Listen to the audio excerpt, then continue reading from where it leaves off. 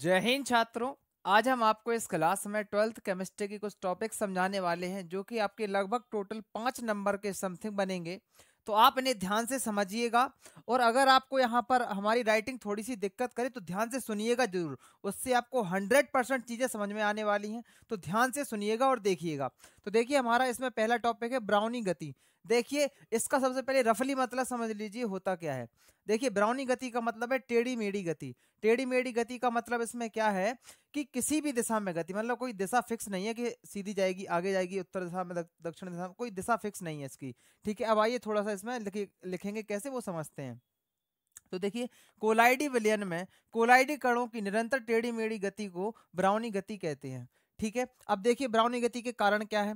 कारण है आपके कोलाइडी कणों के बीच की टक्कर होने के कारण। जो कोलाइडी कण होंगे विलयन में, उस विलयन में कोलाइडी जो कण होंगे उनके बीच में आपस में जो टक्कर होगी और फिर उसके कारण जो वो कण इधर उधर या फिर टेढ़ी मेढ़ी गति करेंगे उसको क्या कहेंगे हम लोग, ब्राउनी गति। अगर आपको एग्जाम्पल से समझना है तो देखिए यहाँ पर हमने बर्तन लिया है और यहाँ पर जो कण है वो कैसे आ रहा है, टेढ़े मेढ़े। देखिए यहाँ पर, तो ये गति क्या कहलाएगी, इसकी ब्राउनी गति। ठीक है, अब देखिएगा ब्राउनी गति को प्रभावित करने वाले कारक। एक आप थोड़ा सा नॉर्मल होके सोचिएगा कि अगर कणों का आकार किस पर डिपेंड करेगा, उसकी गति पर। सीधी सी बात है, कण छोटे हैं तो अलग गति होगी, कण बड़े हैं तो अलग गति होगी। तो कणों का आकार और विलयन की सांद्रता। सांद्रता का अर्थ क्या होता है, गाढ़ापन। समझ रहे हैं, गाढ़ापन। जो विलयन होगा वो जैसा गाढ़ा रहेगा उसमें उसी हिसाब से जो है गति होगी किसकी, कोलाइडी कणों की। अब देखिएगा टिंडल प्रभाव। इसे सबसे पहले आपको नॉर्मल तरीके से समझा रहा है, ध्यान से पूरी स्टोरी सी हम बना के आपको समझाएंगे तो आपको 100% चीजें समझ में आने वाली हैं।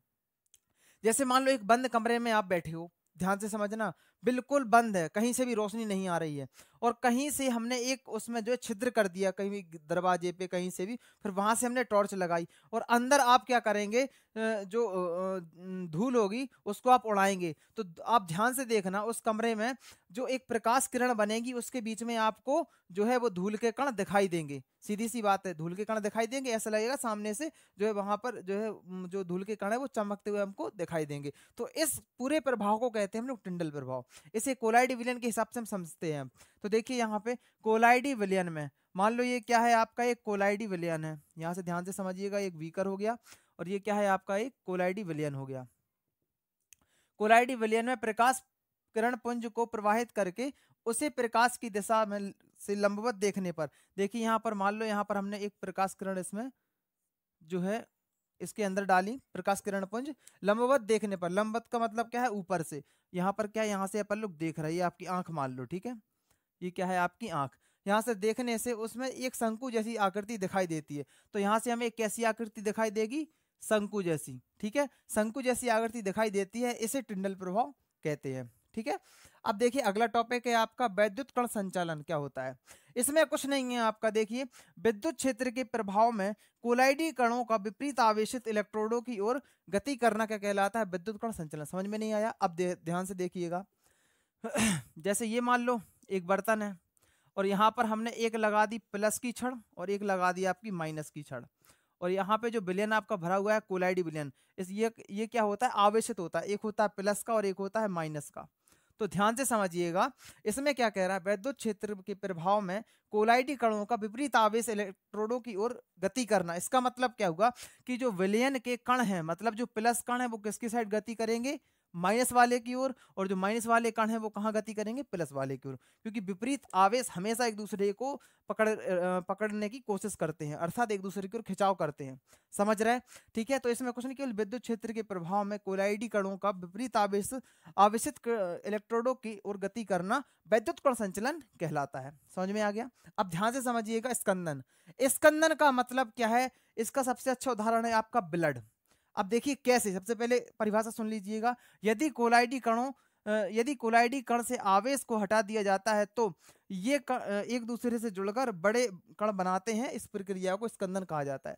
जैसे जब हमें कहीं भी चोट लग जाती है हाथ में पैर में, तो शुरुआत में तो खून निकलता है, लेकिन कुछ समय बाद क्या होता है, वहां पर एक थक्का जम जाता है, जो कि किसका उदाहरण है, स्कंदन का। बाई चांस अगर आपकी परीक्षा में सवाल पूछा जाता है कि रक्त का थक्का किसके कारण जमता है, किस प्रक्रिया के द्वारा, तो स्कंदन के कारण क्या जमता है, रक्त का थक्का। ठीक है। अब देखिएगा इसमें क्या होता है, जो कण के आवेश को अगर हम हटा दें उसमें, किसमें, इस प्रक्रिया में अगर हम कोलाइडी कणों पे जो आवेश है प्लस माइनस उसका चार्ज हटा दें, तो वे एक दूसरे से जुड़कर, जब कोई चीज आपस में जुड़ेगी तो साइज तो बड़ा हो ही जाएगा, एक दूसरे से जुड़कर बड़े कण बनते हैं। इस प्रक्रिया को स्कंदन कहते हैं। समझ में आ गया। लास्ट टॉपिक है आपका अपोहन। इसमें कुछ नहीं है, पहले यहां पर चित्र से समझिएगा। फिर से हम एक बर्तन ले रहे हैं और यहां पर एक पॉलीथिन ले रहा है या फिर एक थैली, ठीक है। इसमें क्या है आपका अशुद्ध सॉल है। क्या है? अशुद्ध सॉल। सॉल का मतलब यहाँ पे क्या है? कोलाइडी विलयन है। कैसा है? अशुद्ध है। अशुद्ध सॉल को अर्ध पारगम्य झिल्ली, ये कौन सी झिल्ली है आपकी? अर्ध पारगम्य झिल्ली में भरकर जल में भरे पात्र से, ये कैसा है आपका, जो है जल से भरा हुआ है, जल में भरे पात्र से लटका दिया जाता है, तो अशुद्धियां धीरे धीरे जल में विसरित हो जाती हैं। इसका मतलब क्या हुआ कि इसमें से जो आपकी अशुद्धियां हैं वो इस थैली से बाहर निकलकर जल में घुल जाएंगी। देखिए, तथा शुद्ध सॉल थैली में शेष बच जाता है। जो और बचा हुआ आपका जो सॉल का भाग होगा, कैसा होगा? वो शुद्ध, ठीक है, जो कि कहां पर बचा रहेगा? आपकी झिल्ली में, ठीक है। इस प्रक्रिया को अपोहन कहते हैं। आई होप आपको पूरा अच्छे से समझ में आ गया होगा।